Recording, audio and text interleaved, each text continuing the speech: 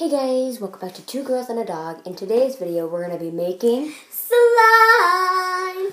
So yeah, we're super excited to show you guys how we made it. And yeah, so let's just get right on into it.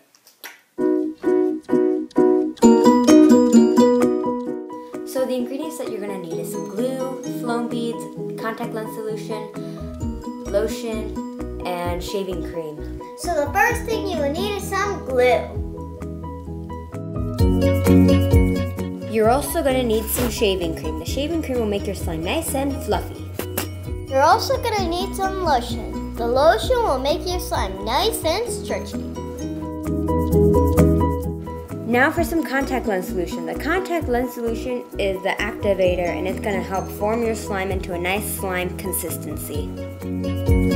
And now for some optional items such as food coloring, foam beads, glitter, really whatever you want. You can be really creative with these slimes, but we just decided to add in some foam beads.